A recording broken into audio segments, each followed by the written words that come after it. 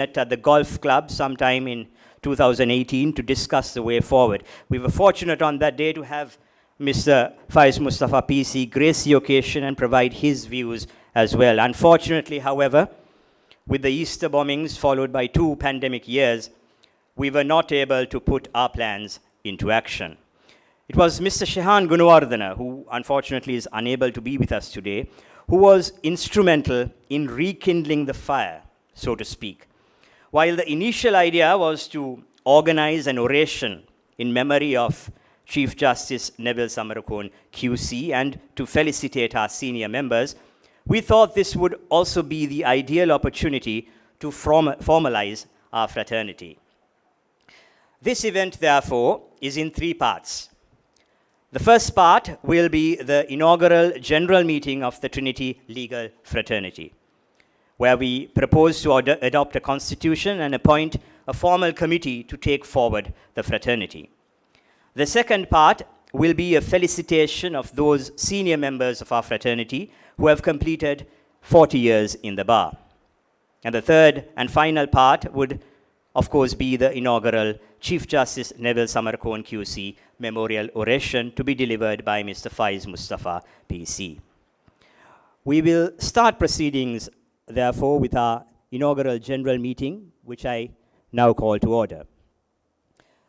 We have prepared a draft constitution, which we have circulated amongst our members through the official Trinity Legal Fraternity WhatsApp group, and which is now tabled before this House. I hope that you all have had the opportunity to go through it. For the benefit of those present, I will take you through the objectives of the fraternity as included in the Constitution. The aims and objectives of the fraternity shall be as follows: to foster and promote a deep respect for justice, equity, and the rule of law, in keeping with the best traditions of the bar and the core values of Trinity. To encourage, foster, and promote fellowship and interaction between members. To felicitate the exchange and transfer between members of knowledge, news, and information on subjects and matters of interest and relevance to the members. To provide a platform through which senior members can share knowledge, experience, guidance, and insight regarding the law and the legal profession with younger members. To initiate, organize, engage in, and implement projects, programs, and events for the benefit and betterment of the fraternity, including the annual Chief Justice Neville Samarakoon Memorial Oration. To provide guidance to members who are new to the legal profession and to assist them in securing work under senior legal professionals or employment in other sectors and fields. To guide, assist, and facilitate students graduating from Trinity College in their pursuit of higher studies and employment opportunities in the legal field. To organize functions, gatherings, and programs to recognize and celebrate the achievements of old boys in the legal profession and their contributions towards the betterment of Trinity College, the society, country, and the world at large. So, may I then seek the approval of this House to adopt the draft constitution that has been tabled as the constitution of the Trinity Legal Fraternity. May I have your approval? Thank you. According to the Constitution, our principal, the principal for the time being, will be the ex officio patron of our fraternity. The Constitution also provides for the appointment of distinguished senior members of the bar who have completed not less than 40 years at the bar to be appointed as vice patrons. May I take this opportunity to propose the names of Mr. Faiz Mustafa, President's Counsel, and Mr. Sriyanta Senaratna as our first 2 vice patrons. Thank you. May I invite Mr. Mustafa and Mr. Senaratna to come to the head table and join our principal.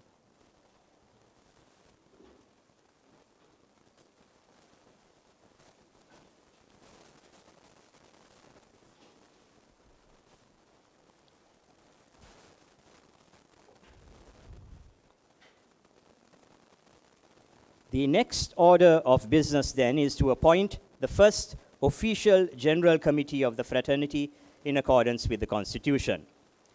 According to the Constitution, the core of the General Committee consists of 8 office bearers. The Master Chair, who will be the head of the fraternity, 2 Master Vice Chairs, a Master Secretary, Master Assistant Secretary, Master Treasurer, Master Assistant Treasurer, and Master Junior Secretary. We have also the following representative members of the General Committee. Representative of the official bar, a representative from the corporate sector, a representative from the junior bar, 2 representatives from the central province, 2 representatives from the western province, and 1 representative each from the southern province, eastern province, northern province, north central and Wayamba provinces, and Uvar and Sabaragamuwa provinces. May I take the liberty of proposing the following names to take office as the first General Committee of the Fraternity. As Master Chair, may I propose the name of Mr. Jagat Vikramanayaka, President's Council. As our 2 Master Vice Chairs, may I propose the names of Mr. Harendra Dunuvela and Mr. Nithi Murugesu. As our Master Secretary, may I propose the name of Mr. Aftab Jamil.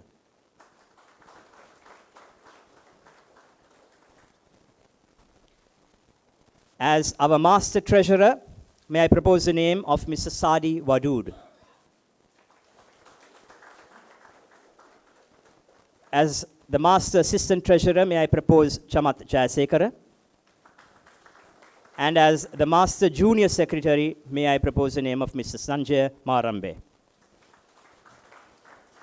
According to the Constitution, the representative members can be elected at the AGM or appointed at any time by the General Committee. As we are on a very tight schedule today, may I suggest that in the interest of saving time, we defer the appointment of representative members, allowing the elected General Committee to decide on such appointments, taking into consideration the representations of the members. Thank you. May I now invite our new Master Chair, Mr. Jagat Vikramanayaka, PC, to address the House.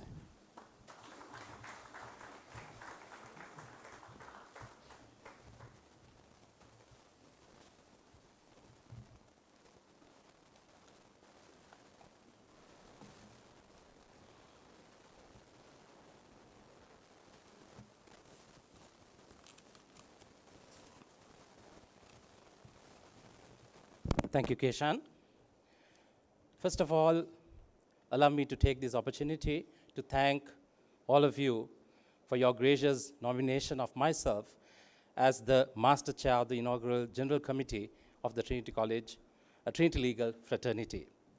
I'm truly humbled and honored to stand before you and address the first meeting on behalf of all of us gathered today.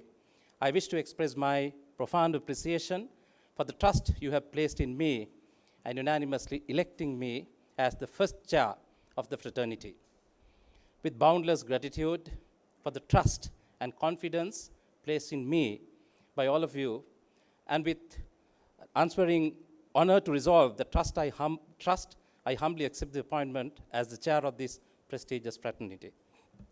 I consider this as an honorable and noble task to represent and take the lead of this prestigious legal fraternity, where we get the opportunity to represent our noble profession as well as our beloved alma mater. While promising you all to always uphold the core values of Trinity, I look forward to working with you all in our shared determination to achieve the aims and objectives of the fraternity in order to serve the legal profession and the fellow members of our fraternity. I congratulate the rest of the committee elected today and looking forward for their support in order to carry out the aims and objectives of the fraternity throughout this year.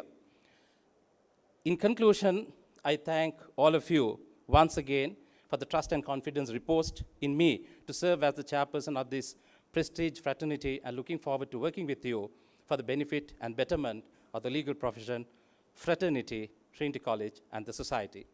I take this opportunity also to thank the Trinity College principal, Father Aralia, then Shehan Gunawardana, Keshan Talgahagoda, Chamat Jayasekara, Sanjay Marbe, and Chamil Vikramanayaka for excellent organization of this particular meeting today.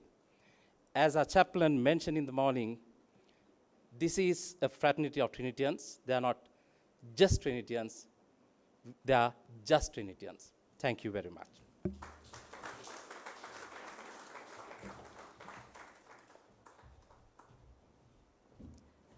Thank you, Mr. Vikramanayaka. Yet constant serve with might and mind the school, the land that bore thee, the slumber and the sin behind, the mount of truth before thee. Apt words from our college hymn as we move on to the next part of these proceedings, where we will present tokens of appreciation and recognition to our members who have completed over 40 years at the bar for their service and contribution to the noble legal profession, bringing honor and credit to Trinity. May I call upon our principal, Reverend Father Aralia Jayasundara, and our Master Chair, Mr. Jagat Vikramanayaka, to please come up onto the stage to hand out the tokens.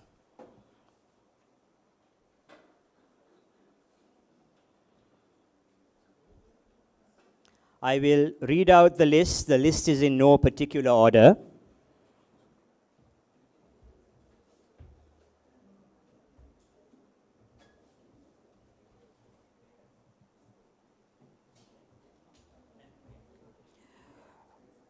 First, Mr. Faiz Mustafa, President's Council.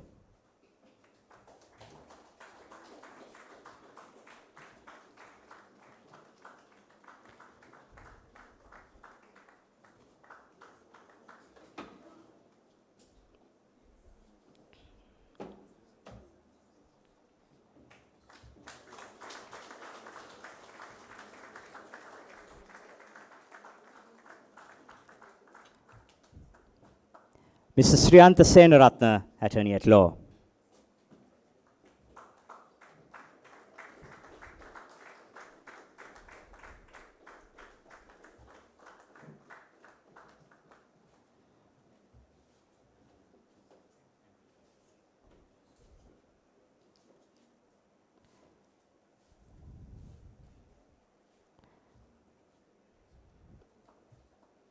Justice Dr. Ranjit Ranaraja, who is not attending today, may I call upon Mr. Ramesh Karliada to accept the award on his behalf.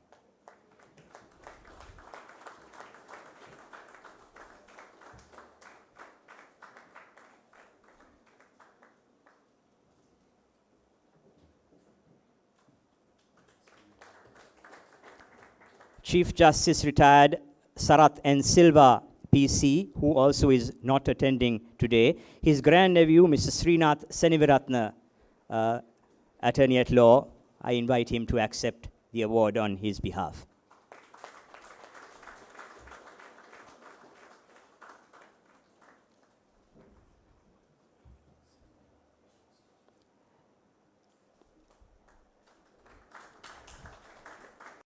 Abhay Dasanayaka, also not attending. I invite Mr. Ranil Premathilaka to accept the award on his behalf.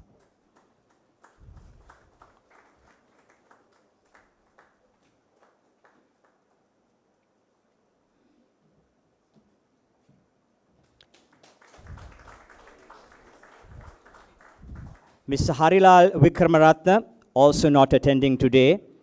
I invite Mr. Shaheen Hassan, Attorney at Law, to accept the token on his behalf.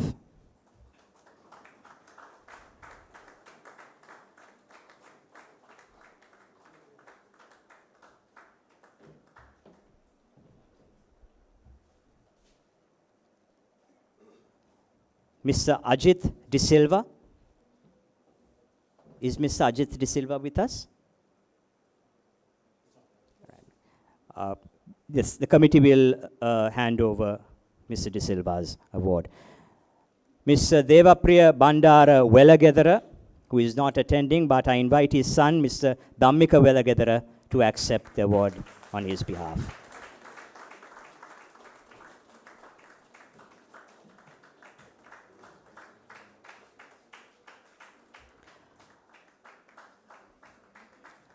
Mr.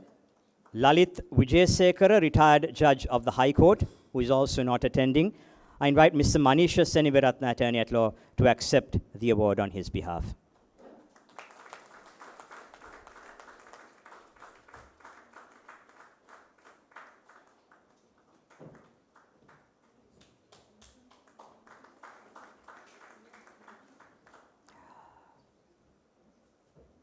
Mr. Kandaya Shantikumar.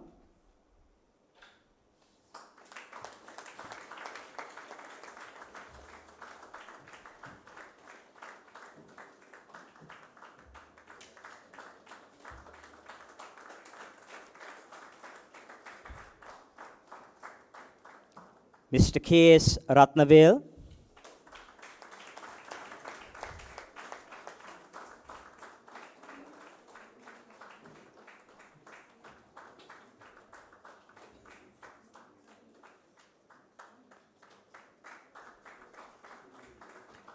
Mrs. Senarath Dasanayaka, who is not attending today, I invite Mr. Asanka Kumarasinghe, attorney at law, to accept the award on his behalf.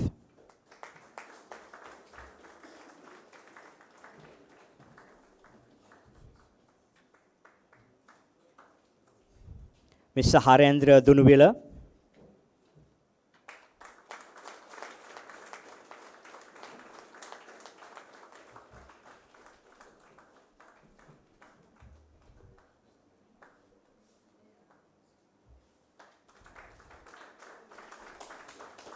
Mr. Wimal Udalagama.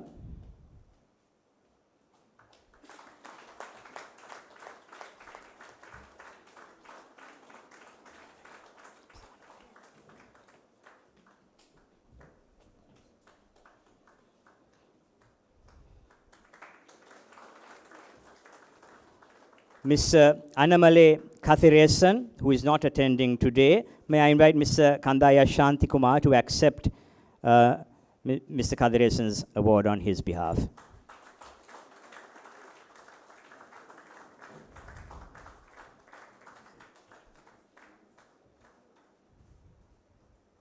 We also have, thank you, Principal Sir and Mr. Vikramanayaka. We also have tokens of appreciation for Justice Andrew Somuwansa, who is in Australia, Justice S.I. Imam, who is overseas, and Mr. C. Selvaraja, who is in the United Kingdom.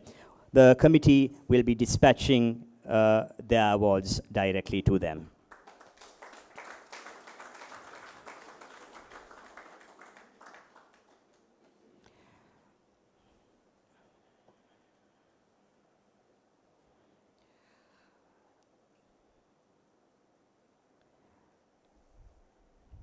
May I now invite Mr. Sriyantha Senaratna to address the House on behalf of all those felicitated today.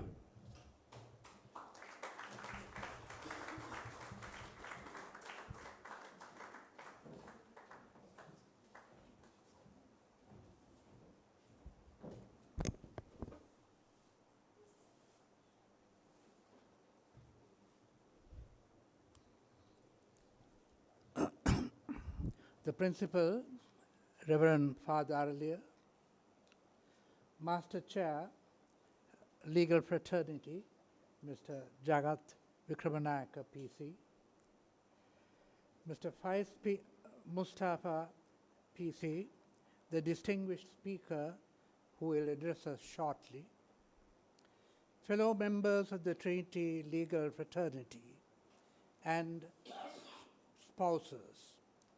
When I mention spouses, some incident of the past is remembered by me. During my career at Trinity, I was under Mr. Norman Walter, who was the principal. And whenever he comes to Sri Lanka, he used to stay with us. make our home his headquarters. And on the first occasion that he arrived, one evening, he sternly called my wife, "Anthea, come here, sit down." So we were wondering whether there something had gone wrong with the domestic arrangements. He said, "I want you to understand one thing very clearly. When you marry a Trinitian, you become a Trinitian." So my wife turned around smartly and said, "Don't I know that?"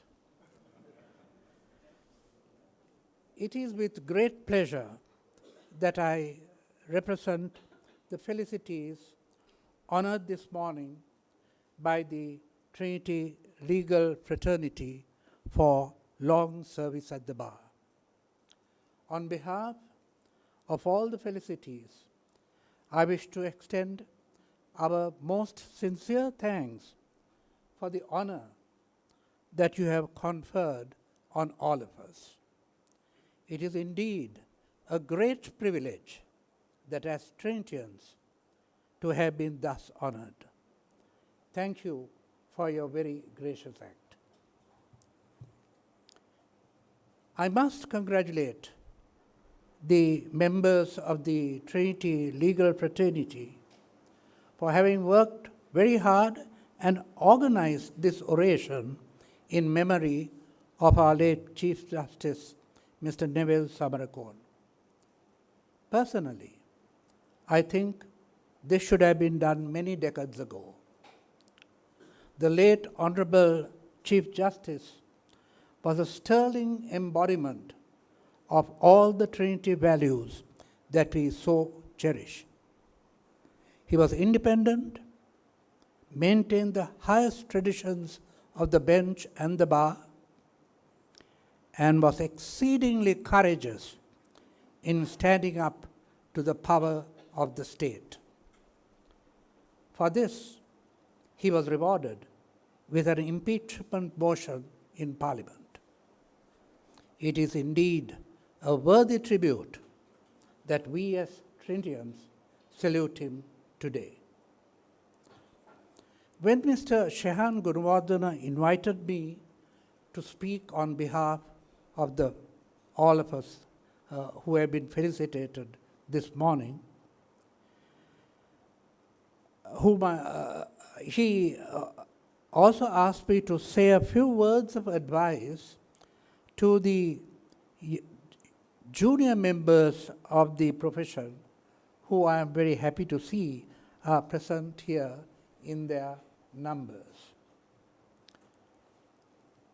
When I joined the firm, the old established firm of Julius and Creasy in 1961, at the age of 20, as a legal assistant, the partner I was assigned to work was an Englishman by the name of John Burnell.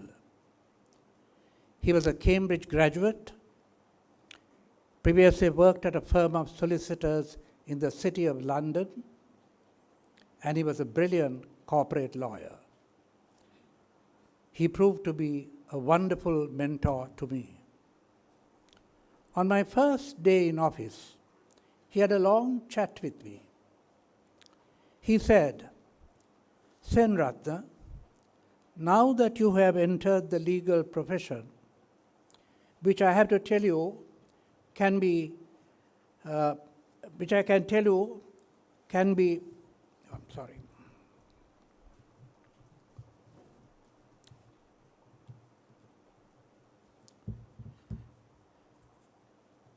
He was a brilliant, so he called me to his room and he said, "Now that you have entered the legal profession, which I have to tell you can be satisfying, but a very demanding one, I have one piece of advice for you. The client who comes to see you comes burdened with a heavy load on his shoulders. Listen to him, talk to him, but ensure that when he leaves your room, he does so with a firm conviction that his burdens are now on your shoulder, and he walks away lightly. I have never, ever forgotten those words. It is, I think, the very essence of our profession. This is my mantra to all the junior lawyers and apprentices who join our firm. Listen to the client, assure him that he is in safe hands, that his burdens are now on your shoulder. And I also advise them, never forget that we are wordsmiths. Do not be technical in your interpretation of the statutes. Stretch the words as wide as you can, but within the parameters of the law. Ensure that you look at the provisions of the law and each word from every angle, always remembering that your task is to bring relief to your client. And then I tell them, be honest with the client. If he is proposing to take matters to court, please do not hide the broken system of our law, and that he will spend time and money. If the matter can be solved, even at a loss to the client, please attempt to do so. Avoid later anguish on the part of our client at the extensive delays and expenses that he will incur. And finally, when you go to courts, be ever courteous to the opposing counsel and maintain the dignity of the court.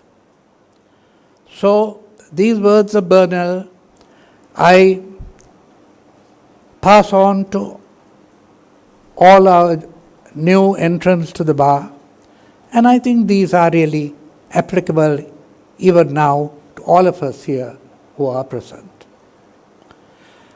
Mr. Gunawardhan also placed a further burden on me when I address you this morning. He said, could you please share any experience at college which helped you in your career? I would firmly assert that it was solely Trinity that made me choose the path of law. You see, during the 1950s and 1960s, it was a dream of every parent that their golden boy should join the then prestigious Ceylon civil service. The pressure on me was very intense, as my uncle had obtained first class in English literature at the university, topped the civil service exam, and was making a name for himself in the public service. So he was held as the example that I should follow. That was my firmly held conviction too throughout my entire school career. But until one lazy Saturday afternoon in the final term of my school, when I was watching a college cricket match, playing a game of cricket at Asgiria, I saw my friend Nihal Pereira, who was a year senior to me at college and who was then reading for the LLB degree at Peradeniya, approaching me. He said, "Congratulations, I heard you got direct entrance to Peradeniya. What are you proposing to do? So I said, I want to do English literature and sit for my civil. In my mind, I was following my uncle's footsteps. Nihal turned to me and said, why don't you enter the law faculty? I know you have got Latin under your belt, because at that time, a pass in Latin was mandatory to enter the law faculty at the university. It set me thinking. I had never ever given any consideration to law. So that night, in my prefect's cubicle at Allison House, I went over his suggestion and I thought, why not? Why should I be guided by family expectations? I was leader of the college debating team. I was in drama and in other fields of activity. I was excited. So next morning, without consulting anybody, I wrote to the registrar of the university, J.C. Belmont, I remember still his name, together with my copy of my SSC certificate, which indicated that I had passed in Latin, requesting that I be transferred to the law faculty. Then I rushed to the post office at the corner of Trinity Street and dropped the letter. Within a week, I had a most courteous response from the registrar informing me that I was transferred to the law faculty. So here I am addressing you so many years later, a lawyer and a son of Trinity. If not for that chance meeting and discussion that afternoon, and another significant event that occurred when I entered Allison House, which influenced me, which I do not have the time to retail here for want of time, my life may have taken an entirely different direction.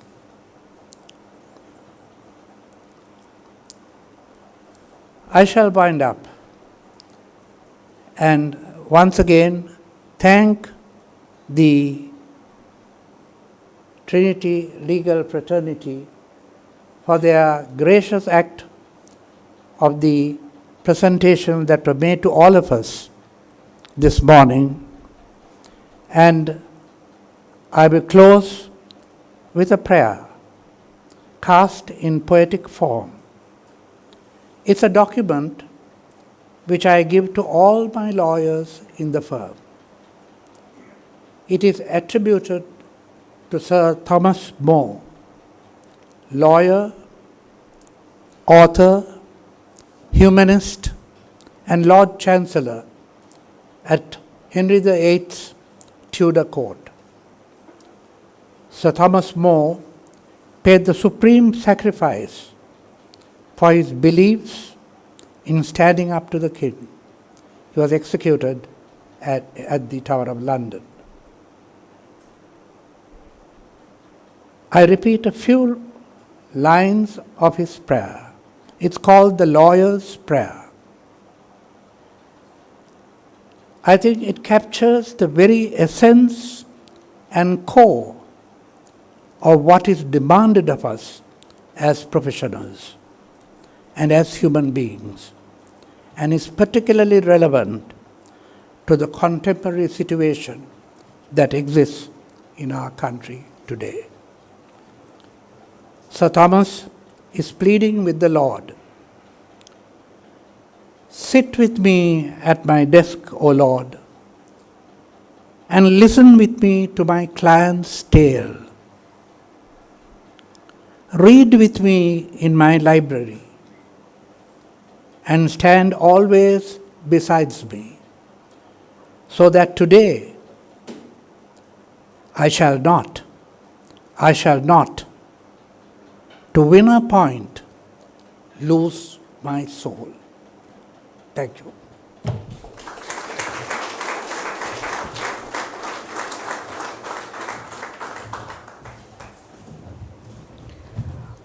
Thank you very much, Mr. Senaratna. I am told that Mr. Ajit De Silva has come? Yes. Can I please ask Reverend Father Jayasundara to present the award to Mr. Ajit De Silva?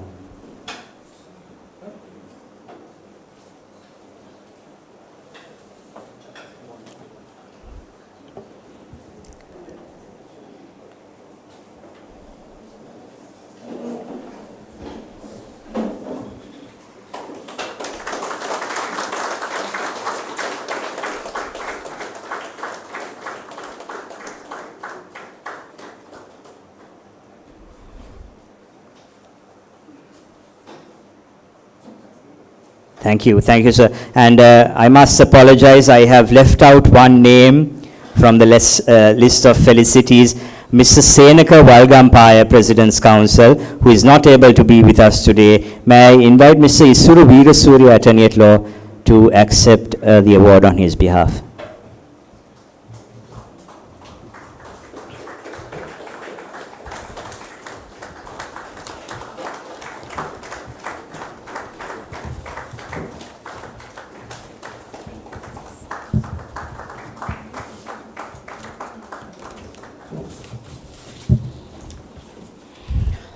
Thank you, sir.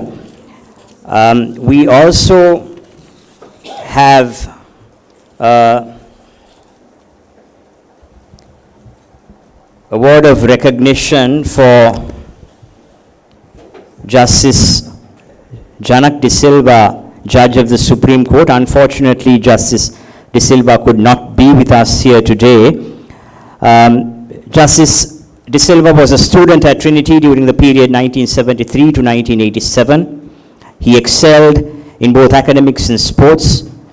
He was a college prefect in 1987. After excelling at Trinity, he entered the Sri Lanka Law College in 1989, where he continued to excel in academics and extracurricular activities. Having passed the final examination, Justice for admission of attorneys at law with Class 1 honors, Justice De Silva was admitted to the bar in 1992. Justice De Silva holds a Bachelor of Civil Law degree from the University of London and a Master's degree in International Business Transactions from the University of London, where he was a Shell Centenary Scholar. Incidentally, he was the first Sri Lankan to have been awarded a Shell Centenary Scholarship to follow postgraduate studies in the United Kingdom. He was also awarded the Hubert H. Humphrey North-South Fellowship by the Fulbright Commission, which he spent at the Michigan University. He was appointed, he was Senior Deputy Solicitor General up to 2015, a post he held until he was elevated as a Justice of the Court of Appeal in 2017. And if his term as a judge of the Court of Appeal was brief, it was only because of his appointment as a judge of the Supreme Court in December 2020, a post which he currently holds. He was elected as an honorary bencher of Gray's Inn, London in October 2021. He is only the second judge and the only surviving judge from Sri Lanka to have been elected to this office in a history spanning more than a century. The Trinity Legal Fraternity therefore takes great pleasure in presenting this award of recognition to Justice Janak De Silva, Judge of the Supreme Court. The committee will be presenting the award to Justice De Silva in chambers.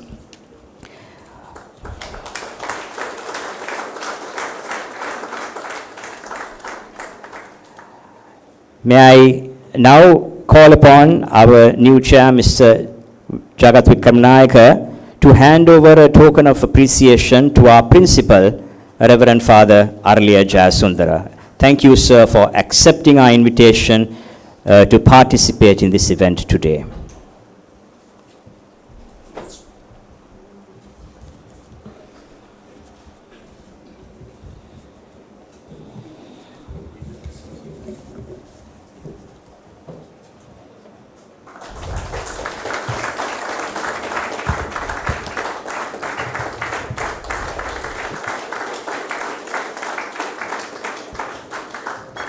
I now invite Reverend Arleja Sundara to speak a few words to the fraternity and our guests here today.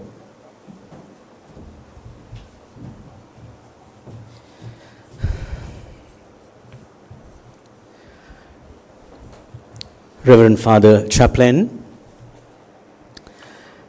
Master Chair of the Trinity Legal Fraternity, Mr. Jagat Vikramanayaka PC, Mr. Faiz Mustafa, the keynote speaker at the inaugural Chief Justice Neville Samarakoon QC Memorial Oration, my colleagues in the College Executive Council, distinguished members of the legal fraternity, ladies and gentlemen. I consider this as a singular honor bestowed upon the 20th principal of Trinity College to be the patron of this august assembly.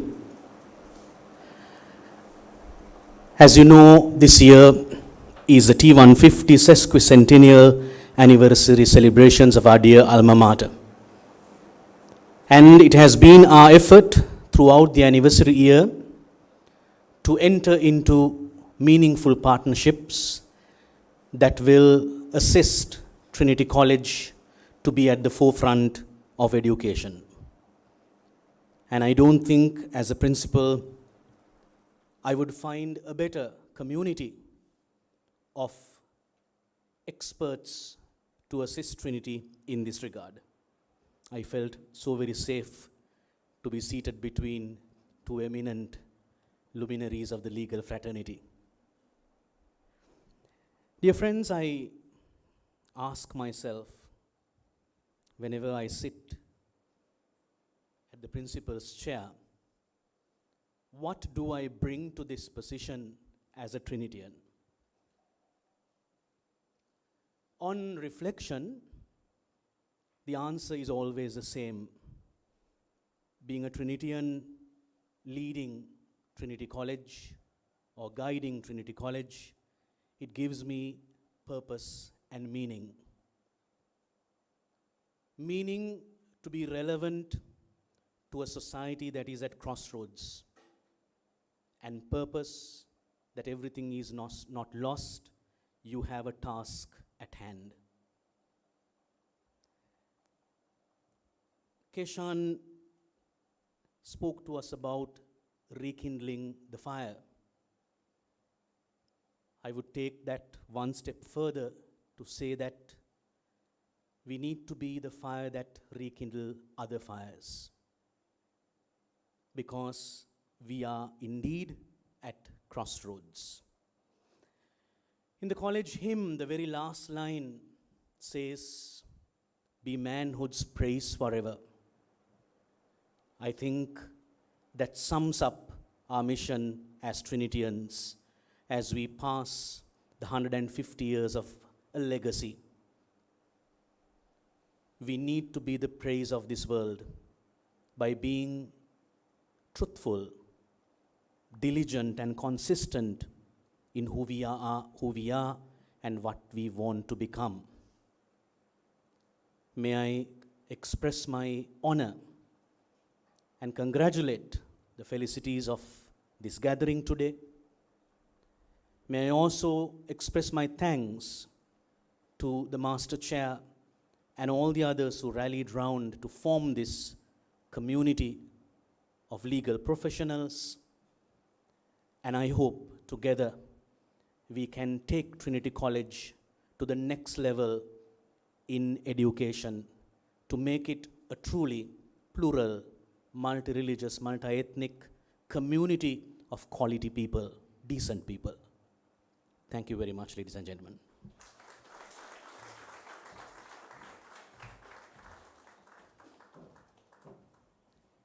Thank you very much for those words, Reverend Jasundara.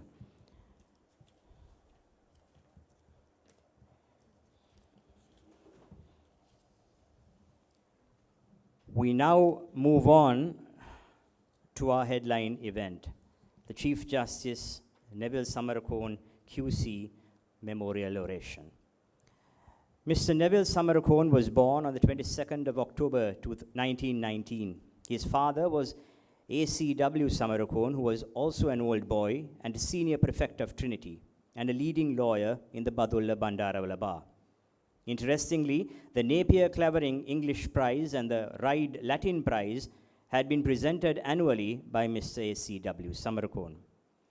Mr. Neville Samarakoon received his secondary education at Trinity between 1928 and 1937. He was called to the bar as an advocate of the Supreme Court in 1945. A leading figure in the unofficial bar, Mr. Samarakoon was appointed as a Queen's Counsel in 1968. Mr. Neville Samarakoon, like his father before him, maintained close connections with the old school, to which he was unfailingly loyal. He served as the president of the Colombo branch of the Trinity OBA between 1972 and 1974. Mr. Neville Samarakoon QC was appointed as Chief Justice in 1977 upon the retirement of Chief Justice Victor Tennakoon QC. Justice A.R.B. Amarasinghe, in his book The Supreme Court of Sri Lanka, says this about Neville Samarakoon. He began at the bottom of the ladder and raised himself by degrees to the most exalted position in the legal profession by unremitting attention to his work and by his uncompromising commitments to the ideals of his profession and by his truthfulness and resoluteness regardless of consequences. Justice Amarasinghe also records that when Neville Samarakoon retired in 1984, at a dinner organized by the Bar Association in his honor, the following tribute by veteran attorney at law Mervyn Kasichetti had been printed on the menu card. We meet tonight to bid farewell to one who served his country well, ascending from the lowest rung by grit, forensic skill unsung. You reached the pinnacle of fame, unprecedented was your call, to mount the bench supreme of all, and to hold the scales with even hand twixt men and state as planned. With courage, independence rare, you functioned ably, just and fair, yet never lost the common touch or principles you prize so much. In your retirement may you find fulfillment, faith, and peace of mind. Neville Samarakoon epitomized what a good judge should be: knowledgeable in the law, fair, just, independent, and fearless and uncompromising in the face of interference. The Reverend Alex Fraser, that great principal of Trinity, once said that Trinity's mission was to produce good citizens. By all counts, Neville Samarakoon was an exceptional citizen. We are indeed honored to have Chief Justice Samarakoon's children, Michael, Jeannie, and Romaine, joining the live stream of this event from Australia. We are also extremely pleased to have with us today in person members of Justice Neville Samarakoon's extended family, including Mr. Mohan Ratwata, PC, and his wife, and the Wagodapolo family. Thank you for your presence. This annual oration is then dedicated by the Trinity Fraternity to the memory of Chief Justice Neville Samarakoon QC, a proud son of Trinity and Sri Lanka. And who better to deliver the inaugural oration than a living legend of the bar himself, and another proud son of Trinity, Mr. Faiz Mustafa, President's Counsel. Mr. Mustafa needs very little introduction to those present here today. He received his entire primary and secondary education at Trinity between 1947 and 1959. He was called to the bar in 1964. After a brief stint in the private bar, he joined the Attorney General's Department in 1967 as a Crown Counsel. At the time he left the department in 1979, Mr. Mustafa was serving as the Deputy Director of Public Prosecutions. He then rejoined the private bar, where his legend continued to grow. He was appointed President's Counsel in 1989. He served as the High Commissioner for Sri Lanka in the United Kingdom from 2002 to 2005. He is presently the Chancellor of the Southeastern University of Sri Lanka, from which he holds an honorary doctorate. There are probably very few landmark cases in Sri Lanka over the last 40 or so years where Mr. Mustafa's appearance is not recorded. His articulation, command of the language, and wit is the stuff of legend. Just the other day, he was relating to us this incident before a judge of the Court of Appeal, who we shall not name, suffice to say that he too was a Trinitian. Mr. Mustafa had been trying without success to get the judge to understand his argument. Exasperated, he had turned to his junior and said something to the effect that this fellow is not getting it, which was followed by an exchange with his junior. The judge had then inquired as to what was going on. Mr. Mustafa had then said something to the effect that, "Your lordship doesn't seem to be getting my point." The judge had then retorted, "Mr. Mustafa, do you take me for a fool?" To which Mr. Mustafa had replied, "That, my lord, is a very difficult question to answer." I am told that the learned judge had stormed out of the court, but to his credit, he had in fact returned 10 minutes later and held in favor of Mr. Mustafa. Not many of us can do that, I suppose. So without further ado, I invite President's Counsel Faiz Mustafa to present the inaugural Chief Justice Neville Samarakoon QC Memorial Oration.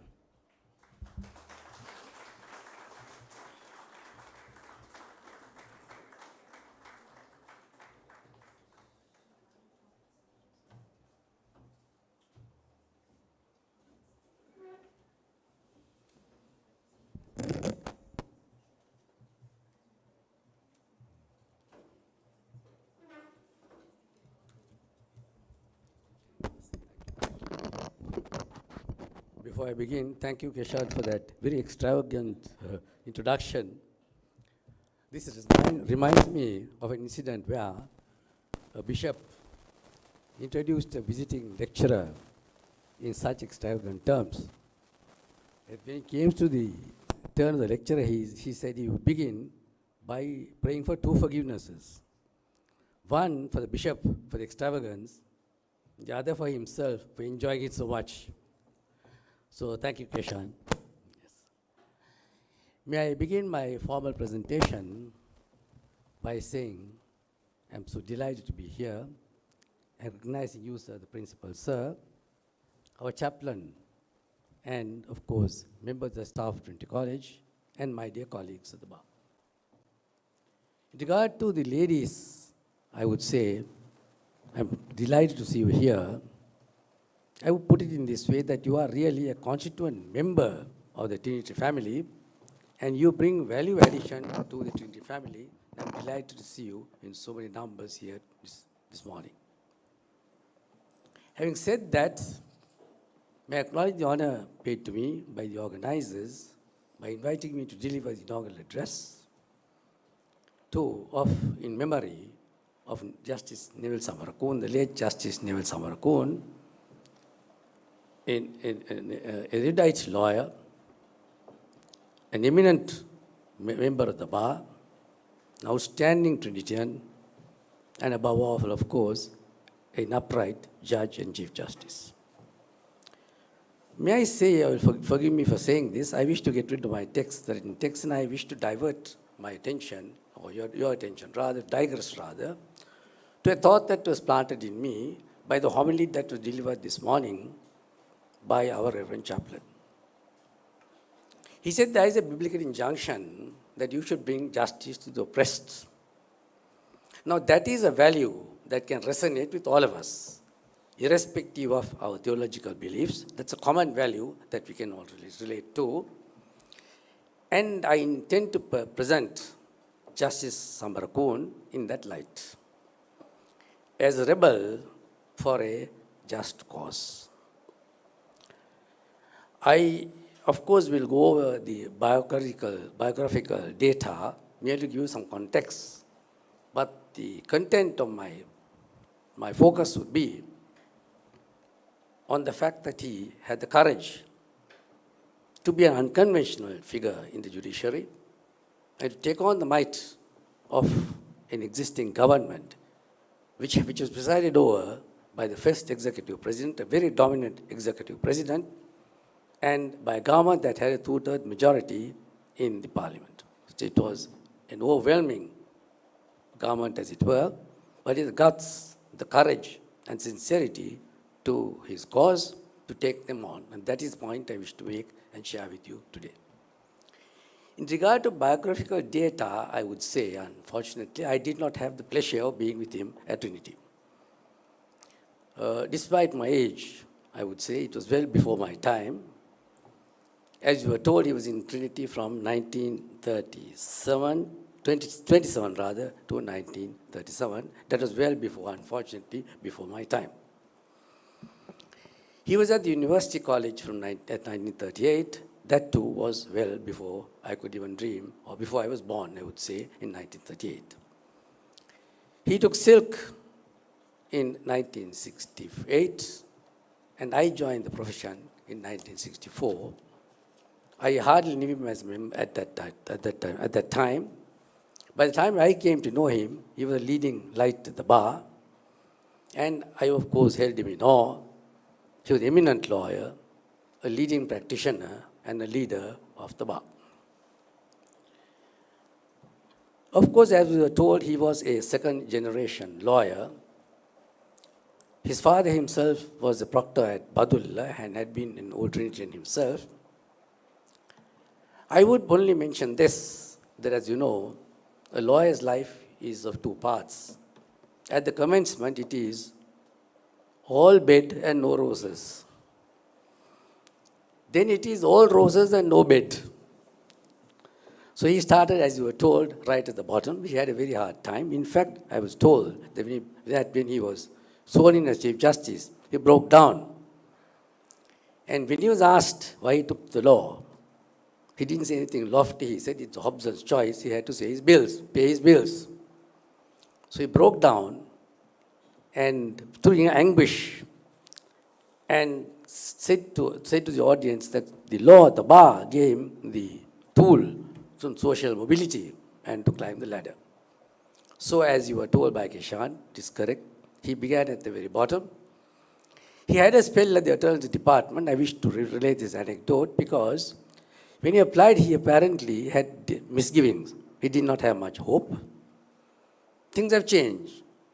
He thought that the Chief Justice's son would overtake him, would be selected in preference. And reflecting on the values of the time, I'm glad to say, he was selected in preference to the Chief Justice's son on merit. And those are the values we are seeking to restore today. And those are the values that always prevailed at Trinity.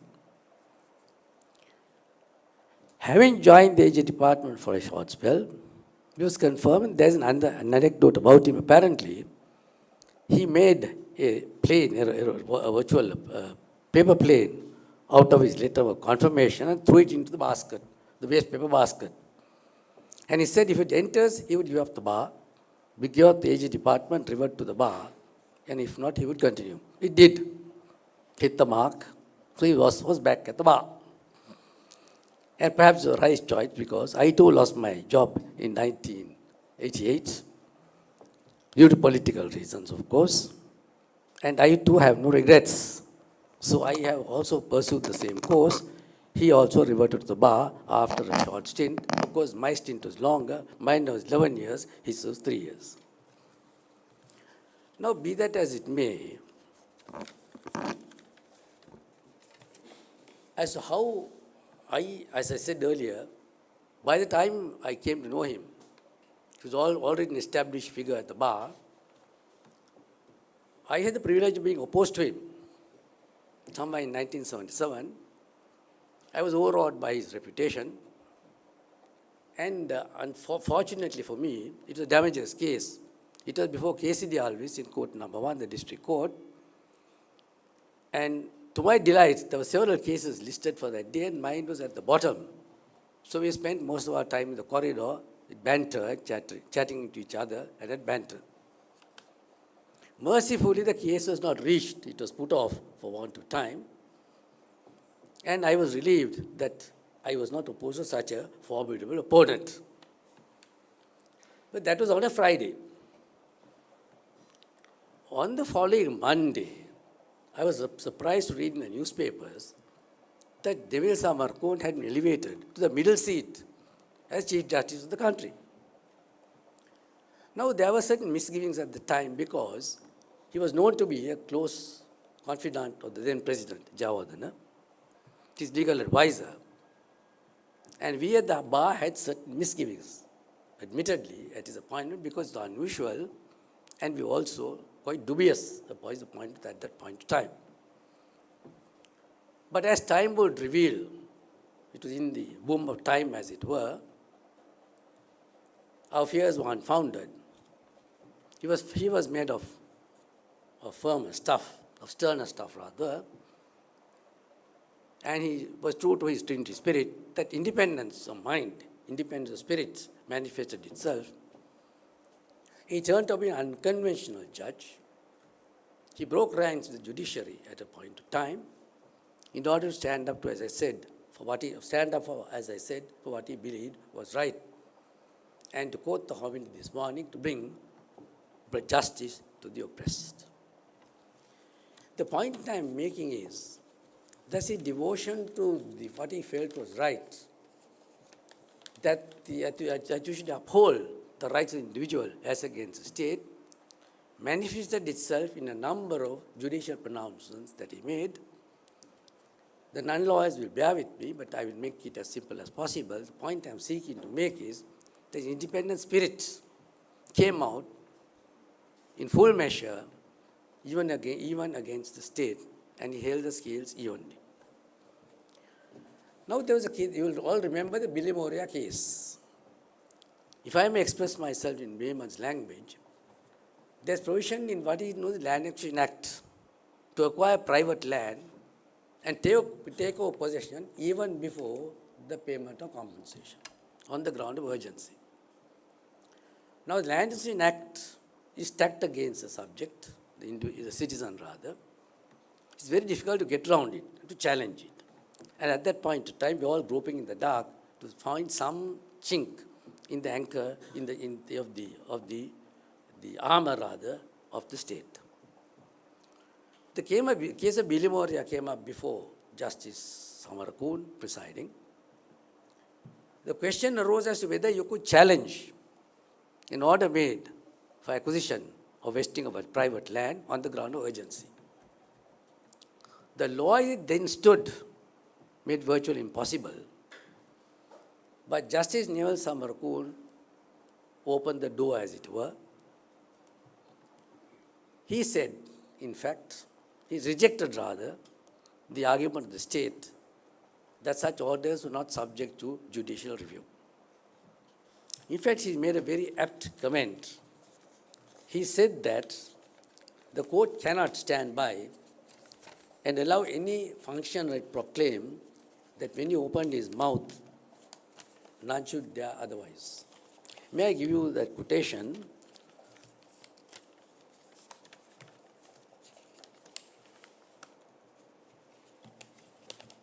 It's interesting. What he said was, when I opened my mouth, let no dog bark. Can any functionary say that and get away with that? He said, if that be so, the position, when the rights of the subject are involved, then the court will have abdicated its powers necessarily to safeguard the rights of the subject. So that is the attitude he took. The law was a tool. The law was for the protection of the rights of individuals, of course, for advancement of public policy, public good, but subject to the overriding interest, overriding right of the individual. And that is, of course, as I said before, we were reminded this morning, it's a biblical injunction, which we can all relate to, whatever may be our theological differences, to take justice to the oppressed. And if the state seeks to oppress, either for political grounds or for any other ground of victimization, oppress the individual by recourse to the Land Acquisition Act, he said, but the court will not stand by and let it pass. So that is the message that he gave. And he showed us lawyers an opening. And we have also since then gone down that road and successfully challenged a number of acquisitions. If I may digress, to show you the horrors of the Land Fusion Act, now I had a case where he happened to belong to the wrong party, as it were, to the party opposed to the government in power. The government, or the government agency, took over the man's land, his residential house situated on one side of the road, his business premises situated on the opposite side of the road, on the basis of urgency, supposedly for the public good. So he was, overnight, he was homeless and jobless. And the state pleaded urgency. Fortunately, this case also came up in appeal before Justice Neville Samarakoon. We had failed in the lower court, in the Court of Appeal, and mercifully, he set it aside. And he echoed the same sentiments.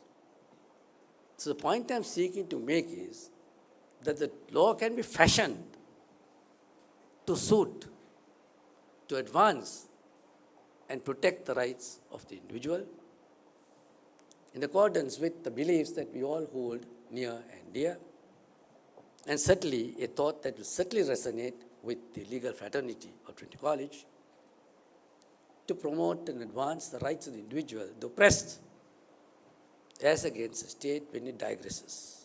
That is the principal message that Justice Samarakoon got across in this judgment.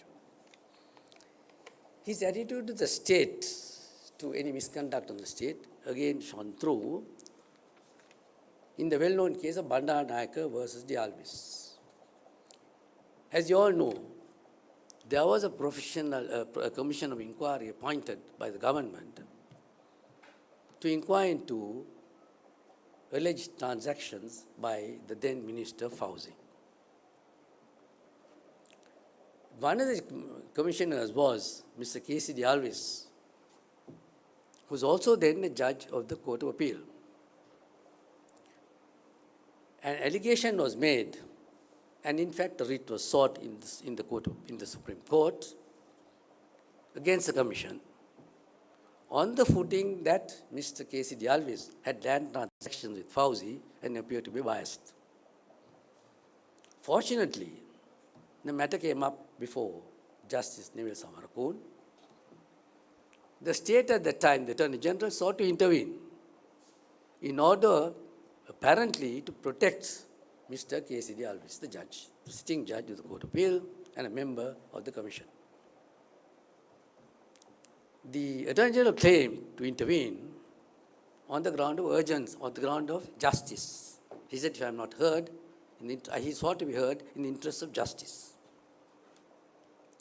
Justice Samarakoon pooh-poohed the whole idea, and he said, we are not investigating Fauzi, and if you need to, we'll hear you. And he refused the intervention by the state to appear and apparently make a case on behalf of Justice K.C. de Alvis. So that is the approach, the refreshing approach that he brought to the judiciary. May I remind you at a time when there were those who were prepared to show servility to the state. I am reminded of another Supreme Court judge who, when we challenged the public orders made on the ground of emergency, on the emergency regulations, he was heard to say that who are we as judges to inquire into it when the government sits with an overwhelming majority of 2/3. So that was the sort of attitude the courts had at that point of time. And Justice Samarakoon broke with the rest and went out of his way to ensure that the individual was protected against the state.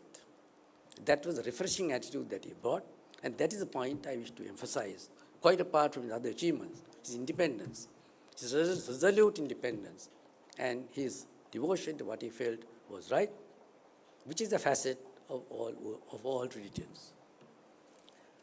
Likewise, you will remember the case of the Land Reform Commission versus Grand Central. That was a case where, again, the then government was trying to get its hands on private practice enable members of the Attorney General Department to resort to private practice and make an insidious intrude into controlling the private litigation as well. So they permitted members of the Attorney General and the Attorney General himself to appear in private cases. And the Attorney General marked his appearance and sought to be heard in a private case for the Land Reform Commission. And that too, fortunately, came up before Justice Neville Samarakoon. The Attorney General said, as a lawyer, as an attorney at law, he was entitled to appear in his own right, not as Attorney General, but qua counsel. The Justice Samarakoon would have none of it. He saw through it.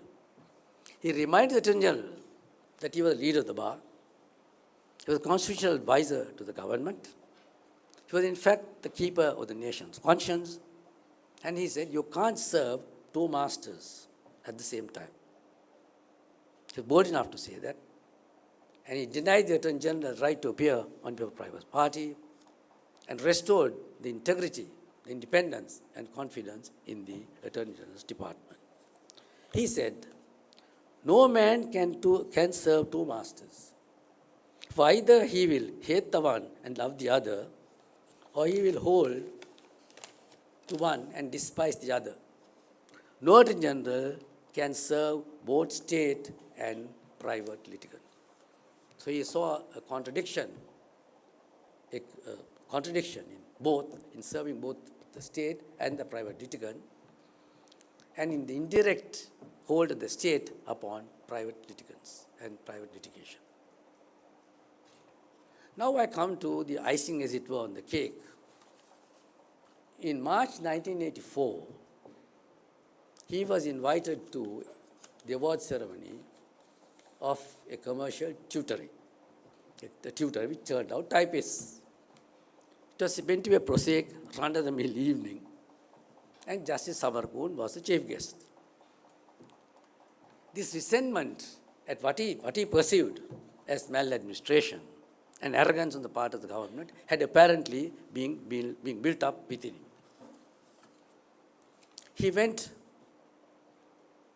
with great courage and referred to what he said was the top man, the highest man. There was no mistaking as to who he meant, the mighty J.R. Jayawardena at that time.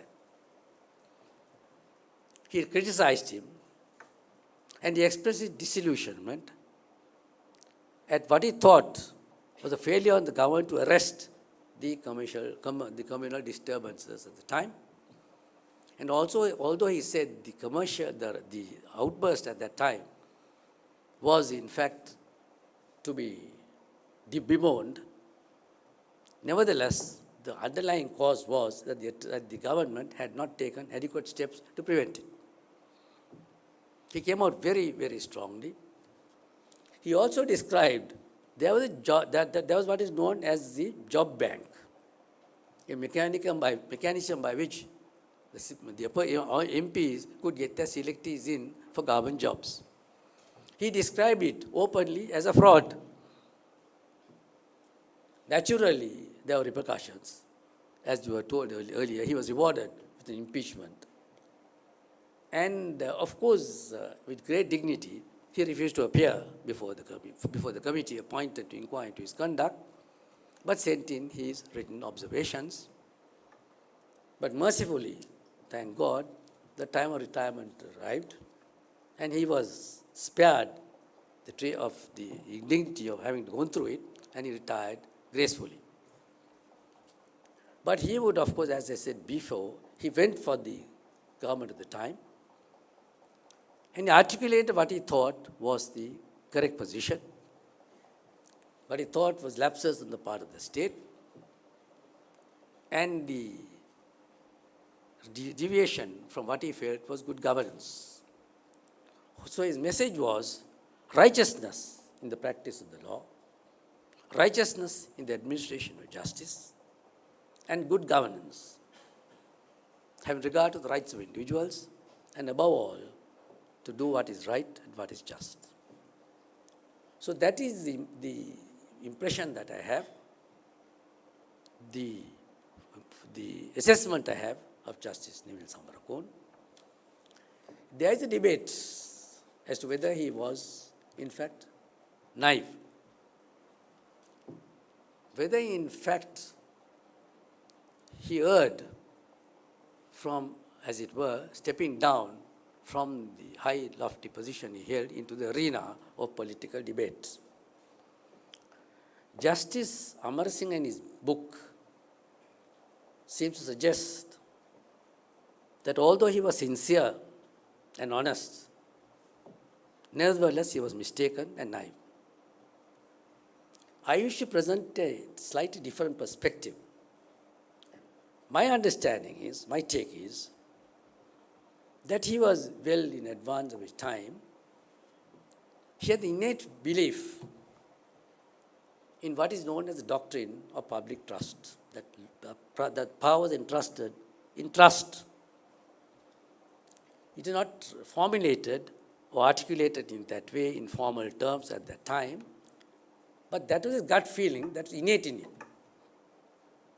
that power could not be abused, could not be used other than to serve the public interest, the public good. And he also felt, having been at the bar, that he had a client. Who the client is? The client are the people.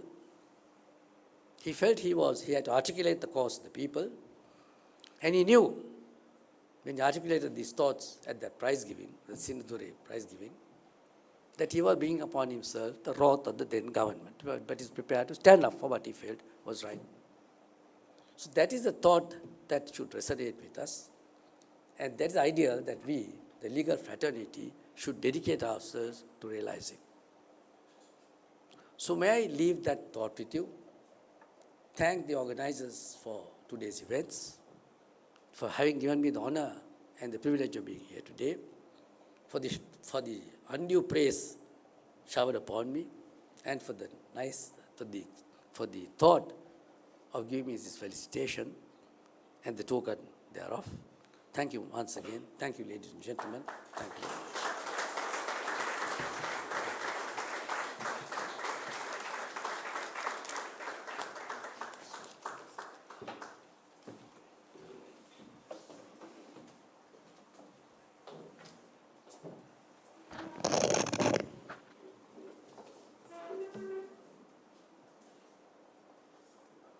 Thank you very much, Mr. Mustafa, and I can safely say that none of the praise was undue.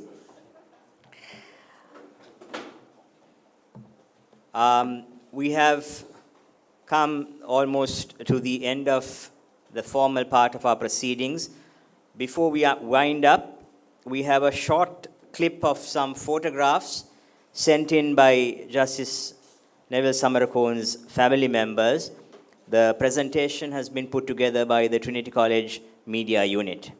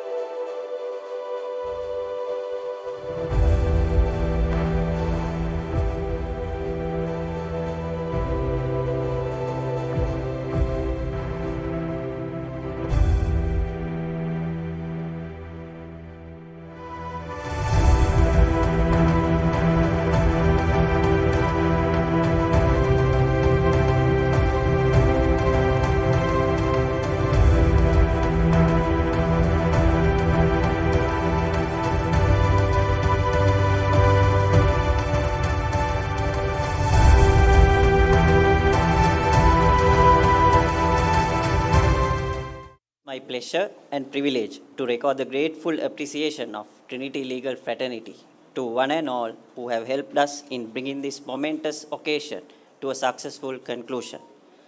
We are indeed grateful to Reverend Father Principal for permitting us to host the inaugural memorial oration on the campus of our alma mater. Thank you for welcoming us back home and making available the numerous resources of Trinity to us, and also imparting on us your invaluable blessing and honoring us with your participation. We thank the chaplain for officiating at the Thanksgiving service and helping us with all the details in organizing. The service will be a cherished memory. We thank the Vice Principal and Co-Vice Principal for their gracious presence. We thank the servers and the choir for their presence and their participation. We thank the members and relatives of the Samarakoon family for the great enthusiasm shown for sharing memorabilia with us and for your presence both physically and virtually. As a fellow organizer and now as the junior secretary, I must place on record our sincere thanks to Dr. Faiz Mustafa, President's Council, for so readily agreeing to deliver the inaugural memorial oration. We are very thankful to each of the felicities, not only for bringing glory to Trinity by their individual greatness, but also for their humility in accepting our invitation to be here today. Ad multos annos to each of you. We thank their spouses and family members too for their gracious presence, some physically and many more virtually. We place on record our sincere appreciation of the Trinity College Media Unit who readily agreed and assisted us with presenting this event at its best and carrying it via live stream to many around the world and recording it for its posterity. Thank you, gentlemen. You have exhibited great professionalism. We also thank Mr. Sudarshana Gunawardana, Chairman of ITN, an independent television network, for providing live coverage to this event. We wish to thank our college support staff, our printers, caterers, Kent Trophies and Awards, and everyone who assisted us beyond the call of duty. Last but not least, each Trinityan lawyer who took the time off his busy schedule to be here today, and many who supported us with your generous contributions towards the fund of the fraternity. You made this all happen. We also thank their spouses who supported them, and some of whom also have graced this occasion for being the ideal Trinity wife. To anyone I may have inadvertently missed, my apologies. Thank you, everyone. Respike fine.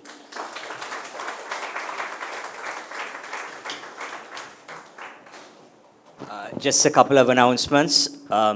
We will move to the college dining hall for lunch. We were initially planning to take a photograph here in the auditorium, but I don't think it is practical given the numbers. Yes, so we will try to take a group photograph in the quadrangle in front of the dining hall. All those who have not taken their individual souvenir photographs, please meet the photographer and get the souvenir as well. Thank you. See you all at lunch.